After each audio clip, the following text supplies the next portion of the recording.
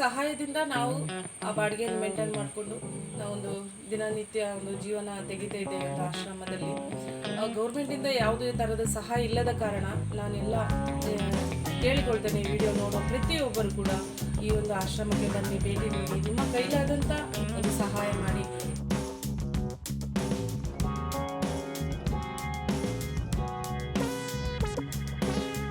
ನಾನಿವಾಗ ಇಲ್ಲಿ ಲಲಿತ ಗೀತ ಆಶ್ರಮ ಅಂತ ಇದೆ, ನಮ್ಮ ಬಿಕರ್ನಕಟ್ಟೆ ಜಯಶ್ರೀ ಗೇಟ್ ಮಂಗಳೂರಲ್ಲಿ. ಅಲ್ಲಿಗೆ ಬಂದಿದ್ದೇನೆ ವಿಸಿಟ್ ಮಾಡಲಿಕ್ಕೆ. ವಿಸಿಟ್ ಅಂದರೆ ಹೀಗೇ ಬಂದಿದೆ, ಈ ಮ್ಯಾಮ್ ಇದು ಪರಿಚಯ ಇತ್ತು ನನಗೆ. ಅವ್ರದ್ದೊಂದು ಆಶ್ರಮಕ್ಕೆ ಹೆಲ್ಪ್ ಆಗಲಿ ಎನ್ನುವ ಕಾರಣಕ್ಕೆ ಒಂದು ವಿಡಿಯೋ ಮಾಡೋಣ ಅಂತ ಬಂದೆ. ಇಲ್ಲಿ ಅಂದರೆ ತುಂಬ ಅಲ್ಲಿಂದ ಸಹ ಸಹಾಯ ಕಮ್ಮಿ ಬರ್ತಾ ಇದೆ, ಅಂದರೆ ಇದು ಯಾರಿಗೆ ಸಹ ಅಷ್ಟು ಚಿರಪರಿಚಯಿತ ಇಲ್ಲ ಆಶ್ರಮ. ಹಾಗಾಗಿ ಈ ವಿಡಿಯೋ ಮುಖಾಂತರ ನಿಮ್ಮ ಹತ್ರ ಈ ಆಶ್ರಮಕ್ಕೆ ಆಗುವ ಸಹಾಯ ಬರಲಿ ಅಂತ ನಾನು ಇಲ್ಲಿಗೆ ಭೇಟಿ ನೀಡ್ತಾ ಇದ್ದೆ. ನೋಡೋಣ, ಮೇಡಮನ್ನು ಮಾತಾಡಿಸೋಣ. ಮೇಡಮ್ ನಮಸ್ತೆ. ನಮಸ್ತೆ. ಆಶ್ರಮದಲ್ಲಿ ಈಗ 45 ಜನರು ಇದ್ದಾರೆ. ಇವರು ಒಂದು ಅನಾರೋಗ್ಯದಲ್ಲಿ ಬಳಲುವಂಥವರಾಗಿದ್ದಾರೆ. ಸೊ ನಿಮ್ಮ ಕೈಲಾದಂಥ ನೀವು ಸಹಾಯ ಮಾಡಿ, ಬನ್ನಿ, ಭೇಟಿ ನೀಡಿ, ಈ ಒಂದು ಆಶ್ರಮಕ್ಕೆ ಭೇಟಿ ನೀಡಿ, ನೀವು ನೋಡಿ ಈ ಒಂದು ಆಶ್ರಮ ಒಂದು ಯಾವ ರೀತಿ ಜನ ಇದ್ದಾರೆ ಅಂತ. ತುಂಬ ಅನಾರೋಗ್ಯದಲ್ಲಿ ಬಳಲುವಂಥವರಾಗಿದ್ದಾರೆ, ಮಾನಸಿಕ ರೀತಿಯಲ್ಲಿ ಇರುವಂಥವರಾಗಿದ್ದಾರೆ. ಇಡೀ ಕುಟುಂಬದವರು ಇದ್ದು ಕೂಡ ನೋಡದ ಪರಿಸ್ಥಿತಿಯಲ್ಲಿ ಇದ್ದಾರೆ. ಪ್ರಾಯದವರು, ಅವರಿಗೆ ದುಡಿಲಿಕ್ಕೆ ಆಗೋದಿಲ್ಲ, 60 ವರ್ಷ 65 ವರ್ಷ ಆದಮೇಲೆ ದುಡಿಲಿಕ್ಕೆ ಆಗೋದಿಲ್ಲ ಅಂಥ ಪರಿಸ್ಥಿತಿಯಲ್ಲಿ, ಕುಟುಂಬದಲ್ಲಿ ಮಕ್ಕಳು ನೋಡದೆ, ಮನೆಯವರು ನೋಡದೆ, ಅನಾರೋಗ್ಯದಲ್ಲಿ ಪರಿಸ್ಥಿತಿಯಲ್ಲಿ ಈಗ ಒಂದು ಲಲಿತ ಗೀತ ಅನಾಥಾಶ್ರಮದಲ್ಲಿ ಇದ್ದಾರೆ. ಇವರಿಗೆ ನಾವು ಸಹಾಯ ನಿಮ್ಮಿಂದ ಕೇಳ್ತಾ ಇದ್ದೇವೆ. ಗೌರ್ಮೆಂಟಿಂದ ಯಾವುದೇ ಥರದ ಸಹಾಯ ಇಲ್ಲ, ಯಾವುದೇ ಸಹಾಯ ಬರ್ತಾ ಇಲ್ಲ ಗೌರ್ಮೆಂಟ್. ಯಾರು ದಾನಿಗಳು ಕೊಟ್ಟರೆ ಮಾತ್ರ. ಹೌದು, ಪಬ್ಲಿಕ್ ಯಾರಾದರೂ ದಾನಿಗಳು ಒಂದು ಆಶ್ರಮವನ್ನು ನೋಡಿ ಗುರುತಿಸಿ ಇಲ್ಲಿ ಬಂದು ಯಾರಾದರೂ ಸ್ವಲ್ಪ ಅಕ್ಕಿ, ಒಂದು ರೇಷನ್ನು, ತರಕಾರಿ, ಮೀನು, ಮಾಂಸ ಆ ರೀತಿ ಸ್ವಲ್ಪ ಸ್ವಲ್ಪ ಹೆಲ್ಪ್ ಮಾಡ್ತಾ ಇದ್ದಾರೆ ಪಬ್ಲಿಕ್. ಈ ಒಂದು ಸಹಾಯದಿಂದ ನಾವು ಈ ಒಂದು ಆಶ್ರಮವನ್ನು ನಡೆಸ್ತಾ ಇದ್ದೇವೆ. ನಿಮ್ಮ ಕೈಲಾದಂಥ ನೀವು ಸಹಾಯ ಮಾಡಿ, ಒಂದು ಪಾಪದವರನ್ನು ಇಲ್ಲಿ ನೋಡಿ ವಿಸಿಟಿಂಗ್ ಮಾಡಿ ನಿಮ್ಮ ಕೈಲಾದಂಥ ಸಹಾಯ ಮಾಡಿ ಅಂತ ನಿಮ್ಮನ್ನು ಕೇಳ್ಕೊಳ್ತಾ ಇದ್ದೇವೆ. ಇಲ್ಲಿ ರೆಂಟ್ ಎಲ್ಲ ಹೇಗೆ ಮೇಂಟೈನ್ ಮಾಡ್ತೀರಿ? ಇಷ್ಟು ಎಲ್ಲ ಜನರನ್ನು ನೋಡಲಿಕ್ಕೆ ಅದು ಇದೆಲ್ಲ ಇಲ್ಲಿಂದ ಸಹಾಯ ಬರಲಿಲ್ಲ ಅಂದರೆ? ಅದೇ ಸಹಾಯ ಎಲ್ಲ ದೇವರ ಮೇಲೆ ಒಂದು ಭರವಸೆ ಇಟ್ಟು ಮಾಡ್ತಾ ಇದ್ದೇವೆ ಮೇಡಮ್. ಯಾಕೆಂದರೆ ಕೊರೋನಾ ಟೈಮ್ನಲ್ಲಿ ಕೂಡ ನಾನು ಒಂದು ಸಣ್ಣದಾಗಿ ಸಹಾಯ ಸೇವೆ ಮಾಡ್ತಾ ಇರುವಾಗ ನನಗೆ ತುಂಬ ಜನ ಹೆಲ್ಪ್ ಮಾಡ್ತೇನೆ ಅಂತ ಬಂದಿದ್ದಾರೆ. ಸೊ ಆ ಒಂದು 4-5 ಜನರಿಗೆ ಸೇವೆ ಮಾಡುವ ಸಮಯದಲ್ಲಿ ನನಗೆ ಒಂದು 10 ಜನ 15 ಜನ ಆಗುವಾಗ ಇದೊಂದು ರಿಜಿಸ್ಟರ್ ಮಾಡಿದ್ದೇವೆ, ಟ್ರಸ್ಟ್ ಒಂದು ರಿಜಿಸ್ಟರ್ ಆಗಿದೆ. ಇದರಲ್ಲಿ ಈಗ 45 ಜನ ಇದ್ದಾರೆ. ಒಂದು ಸೇವೆ ಮಾಡ್ತಾ ಇದ್ದೇವೆ, ದೇವರಲ್ಲಿ ಒಂದು ಭರವಸೆ ಇದೆ.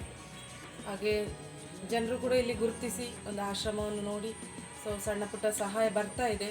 ಬಾಡಿಗೆ ಸಹ 44,000 ರೂಪಾಯಿ ಬಾಡಿಗೆ ಇದೆ. ಹಾಗೆ ಒಂದು ಕೆಲವರು ಯಾರಾದರೂ ಬಿಡುವಂಥವರು ಒಂದು 4,000 5,000 ಹೀಗೆ ಕೊಟ್ಟು ಒಂದು 4-5 ಜನ ಇದ್ದಾರೆ. ಹಾಗೆ ಪಬ್ಲಿಕ್ ಸಹಾಯದಿಂದ ನಾವು ಆ ಬಾಡಿಗೆಯನ್ನು ಮೇಂಟೈನ್ ಮಾಡಿಕೊಂಡು ನಾವೊಂದು ದಿನನಿತ್ಯ ಒಂದು ಜೀವನ ತೆಗಿತಾ ಇದ್ದೇವೆ ಒಂದು ಆಶ್ರಮದಲ್ಲಿ. ಬನ್ನಿ ನೋಡೋಣ ಒಳಗಡೆ ಯಾವ ಥರ ಎಲ್ಲ ಇದ್ದಾರೆ, ಯಾವ ಥರದ ವೃದ್ಧರು, ಅನಾಥರು, ಆ ಥರ ಹುಷಾರಿಲ್ಲದವರೆಲ್ಲ ಯಾವ ಥರ ಎಲ್ಲ ಇದ್ದಾರೆ ಅಂತ ನೋಡೋಣ. ನಾವಿಲ್ಲಿ ಯಾವುದೇ ರೂಪದಲ್ಲಿ ಸಹಾಯ ಕೊಟ್ಟರು ಅದು ಕಡಿಮೆನೇ. ಇಲ್ಲಿ ಯಾರು ಇಲ್ಲ ಅಂತ ಅನ್ನುವವರಿಗೆ ಉಂಟಲ್ಲ, ನಮ್ಮ ಈ ಮೇಡಮೇ ದೇವರು ಅವರಿಗೆ. ಯಾಕೆಂದರೆ ಒಂದೊತ್ತು ಅನ್ನ ಹಾಕಲಿಕ್ಕೆ ತುಂಬ ಕಷ್ಟದ ವಿಷಯ. ಆದರೆ ಇವರು ಇಷ್ಟು 40-45 ಜನರನ್ನು ತುಂಬ ಕಷ್ಟದಲ್ಲಿ ಸಾಕ್ತಾ ಇದ್ದಾರೆ. ಇವರಿಗೆ ಯಾವುದೇ ಸಹಾಯ ಬರ್ತಾ ಇಲ್ಲ. ಅಂದರೆ ಕೊಡ್ತಾರೆ, ತುಂಬ ಮಂದಿ ಕಂಟಿನ್ಯೂಸ್ ಆಗಿ ಸಿಗ್ತಾ ಇಲ್ಲ. ನಮ್ಮಲ್ಲಿ ಶಿವಾನಂದ ಹೆಗ್ಡೆ ಅಂತ ಒಬ್ಬರು ನಿಮಗೆ ಪರಿಚಯ ಮಾಡಿಸ್ತಾ ಇದ್ದೇನೆ. ಸೊ ಇವರು ಬಂದು ಒಂದು ವರ್ಷದ ಮೇಲೆ 4 ತಿಂಗಳಾಗಿದೆ. ಅವರ ಎಲ್ಲ ಪರಿಚಯ ಅವರ ಬಗ್ಗೆ ನಿಮಗೆ. ಅವರು ಯಾವ ಪರಿಸ್ಥಿತಿಯಲ್ಲಿ ಬಂದರು? ಇಲ್ಲಿ ಬರುವಾಗ ಕಂಪ್ಲೀಟು ಕಾಲು ಮತ್ತೆ ಸೊಂಟ ಬರ್ತಾ ಇರಲಿಲ್ಲ. ಅವರಿಗೆ ತುಂಬ ಕಷ್ಟ ಆಗ್ತಾ ಇತ್ತು, ಕುತ್ಕೊಳ್ಳಿಕ್ಕೂ ಆಗ್ತಾ ಇರಲಿಲ್ಲ. ಅಂತ ಒಂದು ಪರಿಸ್ಥಿತಿಯಲ್ಲಿ ಯಾರೋ ಬಸ್ ಸ್ಟ್ಯಾಂಡಲ್ಲಿ ಇರುವಾಗ ನೋಡಿದವರು ಇಲ್ಲಿ ತಂದು ಬಿಟ್ಟು ಹೋಗಿದ್ದಾರೆ. ಆದರೂ ಕೂಡ ಅವರ ಇರುವ ಪರಿಸ್ಥಿತಿಯನ್ನು ಕೇಳಿ ನೋಡಿ ಈಗ ನಾವು ಕೂಡ ಬಿಟ್ಟರೆ ಅವರು ಏನು ಆಗ್ಬೋದು, ಕುಟುಂಬದವರು ಕಂಪ್ಲೀಟ್ ಕೈ ಬಿಟ್ಟಿದ್ದಾರೆ. ಈಗ ನಾವು ಕೂಡ ಆಶ್ರಮದವರಾಗಿ ಒಂದು ನೋಡದಿದ್ರೆ ಅವರು ಏನಾಗಿ ಸತ್ತು ಹೋಗ್ಬೋದು ಅಂತ ಒಂದು ಪರಿಸ್ಥಿತಿಯಲ್ಲಿ ಅವರ ಮೇಲೆ ಒಂದು ಕರುಣೆ ತೋರಿಸಿ ನಾವೊಂದು ತಗೊಂಡಿದ್ದೇವೆ. ತಗೊಂಡು ಒಂದು 4-5 ತಿಂಗಳಲ್ಲಿ ಅವರು ಮಲಗಿದಲ್ಲೇ ಇದ್ರು ಕಂಪ್ಲೀಟ್ ಆಗಿ, ಬೆಡ್ ರಿಡನ್ ಆಗಿದ್ರು. ಆಮೇಲೆ ಅವರು ಸ್ವಲ್ಪ 1 ವರ್ಷದ ಮಗು ಹೇಗೆ ಒಂದು ಬರ್ತದೆ ಬ್ಯಾಕಲ್ಲಿ, ಆ ರೀತಿ ಬರ್ತಾ ಇದ್ರು ಅವರು. ಹಾಗೆ ಅವರೇ ಒಂದು ಪರಿಸ್ಥಿತಿಯನ್ನು ಅವರೇ ಸ್ವಲ್ಪ ಮಾತನಾಡಿ ಹೇಳ್ತಾರೆ ನಿಮಗೆ. ಹೇಳಿ, ಈಗ ಹೇಗೆ ಆಗ್ತದೆ ಆಶ್ರಮದಲ್ಲಿ? ಇಲ್ಲಿ ನನಗೆ ಒಳ್ಳೆ ಆಗ್ತದೆ, ಇದು ಸ್ವರ್ಗ. ನನಗೆ ಸ್ವರ್ಗ ಅಲ್ವಾ? ನನ್ನ ಹೆಸರು ಶಿವಾನಂದ ಹೆಗ್ಡೆ. ನಾನು ಮಂಗಳೂರಿನ ಹತ್ತಾರದವನು. ನನ್ನ ಮನೆ ದೇಲಘಟ್ಟೆಯಲ್ಲಿ. ನನ್ನ ಹೆಂಡತಿ ಮಕ್ಕಳಿದ್ದಾರೆ. ಇದ್ದಾರೆ. ನೀವು ಯಾಕೆ ದೂರ ಆದ್ರೆ ಅವರಿಂದ? ನಾನು ಹೋಟ್ಲಲ್ಲಿ 35 ವರ್ಷದಿಂದ ಕೆಲಸ ಮಾಡ್ತಿದ್ದೆ. ಕೆಲಸ ಮಾಡ್ತಿರುವಾಗೆ ನನ್ನ ಕಾಲು ಬಿದ್ದಿತ್ತು, ನಡೆಯಲಿಕ್ಕೆ ಆಗ್ತಿರಲಿಲ್ಲ. ಹೋಟೆಲ್ ನಾವು ನನ್ನನ್ನು ಹೊರಗೆ ಹಾಕಿದ್ರು. ಅಲ್ಲಿಂದ ಸೀದಾ ವೆಲ್ನಾಕಿಗೆ ಬಂದೆ. ವೆಲ್ನಾಕಿಗೆ ಬಂದೆ, ಅದಕ್ಕಾಗಿ ಆಪ್ರೇಷನ್ ಮಾಡಬೇಕಂದ್ರೆ ನನ್ನ ಹತ್ರ BPL ಹಣ ಇಲ್ಲ, 1.5 ಲಕ್ಷ ಖರ್ಚಾಗ್ತದೆ. ಅದಕ್ಕೆ BPL ಕಾರ್ಡ್ ಇದೆ, ಫ್ರೀ ಆಗ್ತದೆ ಅಂತಂದು. ಆದರೆ ಫ್ರೀ ಆದರೂ ಸಹ ನನ್ನ ಮನೆಯವರಿಗೆ ಮತ್ತು ನನ್ನ ಹೆಂಡತಿ ಮಕ್ಕಳಿಗೆ ನನಗೆ ಸ್ವಲ್ಪ ದೂರ ಇದೆ. ಅದರಿಂದ ನಾನು ಅಲ್ಲಿಗೆ ಹೋಗಲು ಬಯಸಲಿಲ್ಲ. ಅದಕ್ಕಾಗಿ ನಾನು ಜೀವನವೇ ಬೇಡ ಅಂತೇಳಿ ನಾನು ಪರಿತಪಿಸ್ತಿದ್ದೆ. ಅಷ್ಟಾಗುವಾಗ ನನ್ನನ್ನು ಯಾರು ಎತ್ಕೊಂಡು ಇಲ್ಲಿ ಆಶ್ರಮ ತಂದು ಹಾಕಿ ನರಳುತ್ತಾ ಒಳ್ಳಾಡ್ಕೊಂಡೇ ಬಂದಿದ್ದೆ ನಾನು ಬರುವಾಗ. ಆದರೆ ಈಗ 1 ವರ್ಷ 4 ತಿಂಗಳಾಯಿತು. ದೇವರ ದಯೆಯಿಂದ, ಯೇಸುವಿನ ದಯೆಯಿಂದ ನಾನು ಗುಣ ಹೊಂದಿದ್ದೇನೆ. ಒಳ್ಳೆಯದಾಗಲಿ ಅಲ್ವಾ? ನನ್ನನ್ನು ನೋಡಿ ನಾನು ಈಗ ನಡೀತಿದ್ದೇನೆ. ಎಲ್ಲ ದೇವರ ಆಶೀರ್ವಾದ ನಿಮಗೆ, ಆ ಯೇಸುವಿನ ಆಶೀರ್ವಾದ, ಬೇರೆ ಯಾರಲ್ಲ. ಅವರನ್ನು ನಂಬಿಕೊಂಡು ಅವರ ಹಿಂದೆಯೇ ಹೋಗ್ತಿದ್ದೇನೆ ನಾನು. ನನಗಿನ್ನ ಅವರೇ, ಬೇರೆ ಯಾರಿಲ್ಲ. ಅವರೇ ನನ್ನ ಬೆಳಕು, ಅವರೇ ನನ್ನ ಜೀವ, ಅವರೇ ನನ್ನ ಪ್ರಾಣ. All Jesus. ಇವರು ಮುತ್ತಮ್ಮ ಅಂತೇಳಿ, ಇವರು ಬಂದು ಒಂದು 8 ತಿಂಗಳು ಆಗಿರ್ಬೋದು. ಆದರೆ ಇವರು ಕಂಪ್ಲೀಟ್ ಈಗ ಬೆಡ್ ರಿಡನ್ ಆಗಿದ್ದಾರೆ. ಮಗ ಇದ್ದು ಕೂಡ ನೋಡಲಿಕ್ಕೆ ಬರುವುದಿಲ್ಲ. ಹಾಗೆ ಇವರು ಕಂಪ್ಲೀಟ್ ಬೆಡ್ ರಿಡನ್ ಆಗಿದ್ದಾರೆ. ಇವರು ಮುತ್ತಮ್ಮ ಅಂತೇಳಿ, ಮಂಗಳೂರಿನವರೇ. ಇವರು ಸರಸ್ವತಿ ಅಂತ. ಇವರಿಗೆ ಫ್ಯಾಮಿಲಿ ಯಾರೂ ಇಲ್ಲ, ಮಕ್ಕಳು ಗಂಡ ಯಾರು ಫ್ಯಾಮಿಲಿ ಅಂತ ಯಾರೂ ಇಲ್ಲ. ಎಲ್ಲೇ ಒಂದು ಕಡೆ ಹೋಟೆಲಲ್ಲಿ ಕೆಲಸ ಮಾಡಿಕೊಂಡಿರುವಾಗ ಒಂದು TB ಅಟ್ಯಾಕ್ ಆಗ್ತಿದೆ. ಹಾಗೆ ಇವರು ಕಂಪ್ಲೀಟಾಗಿ ಈಗ 6 ಮಂತ್ ಕೋರ್ಸಲ್ಲಿ ಮಾತ್ರೆ ಎಲ್ಲ ತಗೊಂಡು ಸೊ ಈಗ ಹುಷಾರಾಗಿದ್ದಾರೆ. ಈಗ ಆಶ್ರಮದಲ್ಲೇ ಇದ್ದಾರೆ. ಇವರು ಸರೋಜಿನಿ ಅಮ್ಮ ಅಂತ.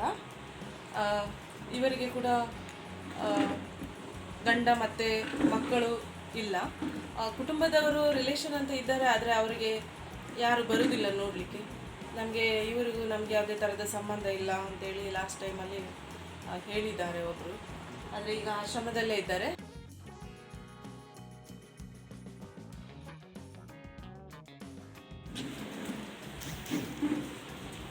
ನೋಡಿ, ಒಂದೊಂದು ರೂಮಲ್ಲಿ ಜಾಗ ಇಲ್ಲ, ಆದರೂ ಇಲ್ಲಿ ತುಂಬ ಮಂದಿ ಇದ್ದಾರೆ.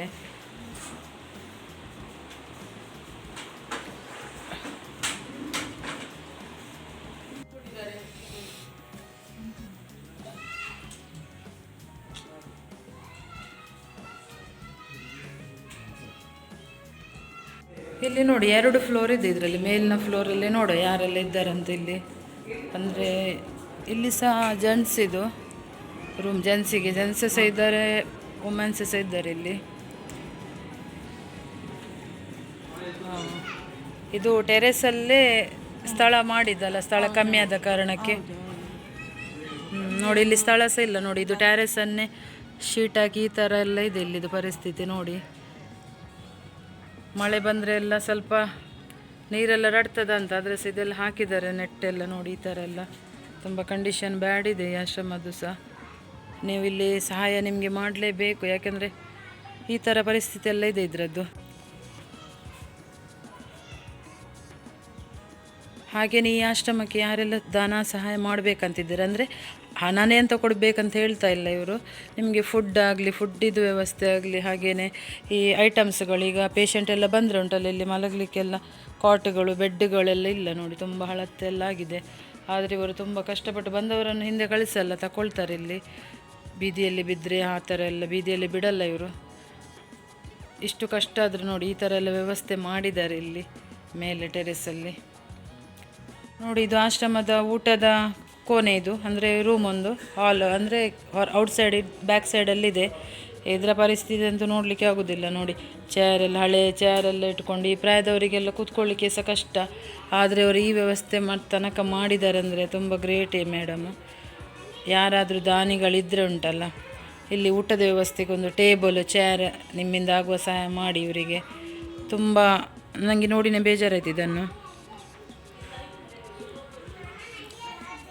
ಇಲ್ಲಿ 40 ಮಂದಿಗೆ ಒಂದು ಕೂತ್ಕೊಳ್ಳುವ, ಊಟಕ್ಕೆ ಒಂದು ನೆಮ್ಮದಿಯಲ್ಲಿ ಒಂದು ಕೂತ್ಕೊಳ್ಳುವ ವ್ಯವಸ್ಥೆ ಮಾಡಿ ಸಹಾಯ ಮಾಡಿ ಆಗುವ ಹಾಗೆ ನಿಮ್ಮಿಂದ. ನೋಡಿ ಈ ಥರ ಎಲ್ಲ ಇದೆ. ಇದು ಸಹ ತುಂಬ ಹಳೆಯದಾಗಿದೆ, ಎಲ್ಲ ತುಟ ಇದೆ. ಇದಕ್ಕೊಂದು ಯಾರಾದರೂ ದಾನಿಗಳು ಮುಂದೆ ಬಂದು ಸಹಾಯ ಮಾಡಿ. ನೋಡಿ ಈ ಆಶ್ರಮದಲ್ಲಿ ಉಂಟಲ್ಲ ಬೆಡ್ ರಿಟರ್ನ್ಸ್, ಹಾಗೆಯೇ ನಡಿಲಿಕ್ಕೆ ಆಗದವರು, ವಯೋವೃದ್ಧರು ಎಲ್ಲರೂ ಸಹ ಇದ್ದಾರೆ, ಮತ್ತು ಯಾರು ಇಲ್ಲದವರಿದ್ದಾರೆ. ಮತ್ತು ಕೆಲವೊಂದು ಫ್ಯಾಮಿಲಿಯವರು ಮಾತ್ರ ಇಲ್ಲಿ ಸ್ವಲ್ಪ ಅವರಿಂದ ಆಗೋ ಪೇಮೆಂಟ್ ಕೊಟ್ಟು ಇಟ್ಕೊಂಡಿದ್ದಾರೆ ಅಷ್ಟೇ. ಅದೇ ಸಹಾಯ ಅವರಿಗೆ ಬರೋದು. ಹಾಗೆ ನಿಮ್ಮಿಂದ ಆಗೋ ಸಹಾಯ ಏನಂತಂದರೆ ಪ್ಯಾಂಪರ್ಸ್ ಆಗಲಿ, ಊಟದಾಗಲಿ ಎಂತಾದರೆ ಇದಾದರೆ, ನಿಮ್ಮಲ್ಲಿ ಫಂಕ್ಷನೆಲ್ಲ ಆಗಿರ್ತದಲ್ಲ, ಫಂಕ್ಷನಲ್ಲೆಲ್ಲ ಇದ್ದರೆ, ನಿಮ್ಮ ಮನೆಯಲ್ಲಿ ಫಂಕ್ಷನ್ ಇದ್ದರೆ ಫುಡ್ ವೇಸ್ಟ್ ಮಾಡುವ ಬದಲು ಇಲ್ಲಿಗೆ ತಲುಪಿಸಿ ಅಂತ ನಾನು ನಿಮ್ಮ ಹತ್ರ ರಿಕ್ವೆಸ್ಟ್ ಮಾಡ್ತಾ ಇದ್ದೇನೆ.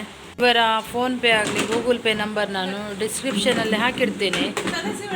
ಅದಕ್ಕೆ ನಿಮ್ಮಿಂದಾಗ 1 ರೂಪಾಯಿ ಸಹಾಯ ಸಹ ಹಾಕ್ಬೋದು. ನೀವು 10 ರೂಪಾಯಿ ಹಾಕಿ, 20 ರೂಪಾಯಿ, 100 ರೂಪಾಯಿ ಹಾಕಿ, 1000 ಹಾಕಿ ಕೇಳಲ್ಲ. ನಿಮ್ಮಿಂದಾಗ 1 ರೂಪಾಯಿ ತುಂಬ ಉಪಕಾರ ಆಗುತ್ತೆ ಇವರಿಗೆ, ಊಟಕ್ಕಾಗಲಿ, ಮೆಡಿಸಿನಿಗಾಗಲಿ, ಎಂಥದಕ್ಕೆ ಸಹ. ಇಲ್ಲಿ ಅಂದರೆ ಒಂದು ಆಶ್ರಮ ಅಂದರೆ ಮೇಂಟೈನ್ ಮಾಡೋದು ತುಂಬ ಕಷ್ಟ ಇದೆ, ಅಷ್ಟು ಸುಲಭ ಇಲ್ಲ.